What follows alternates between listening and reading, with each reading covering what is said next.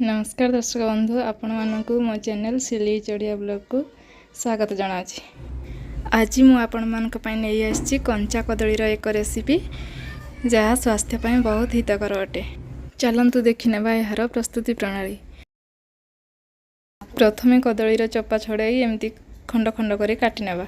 तापरे gas on करी कड़ाई बसै नेबा। सेथिरे 2 ग्लास पानी देई चिमुटाए लूण हळदी पकई कटा जाइथिबा कदली को पकई 2-3 मिनिट पर्यंत लो मीडियम फ्लेम रे सिझिबा को छाड़ी देबा। एबे कदली भजा पई मसला प्रस्तुत करि नेबा। मसला रे मु नेइछि जीरा, अदा, लंका, रसुण, सरिष।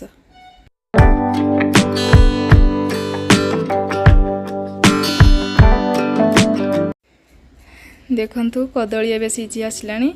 एबे प्लेट को काढी नेबा।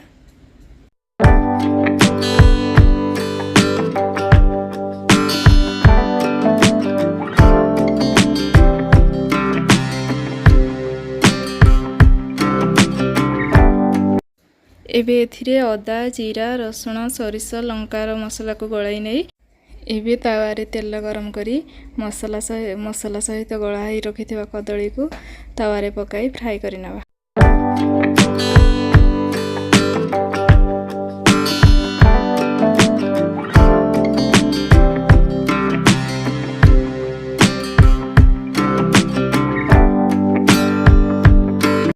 एबे देखंतु कदली भजा ब्राउन कलर हे आसलानी। प्लेट को काढी सर्व करनेबा। आशा करूछि आपण मानक मोर ए कदली भजा रेसिपीटी भल लागिथिबो। आपण माने भी एमिति घरे बनांतु। माछ भजाटू भी अधिक टेस्ट लागिबो।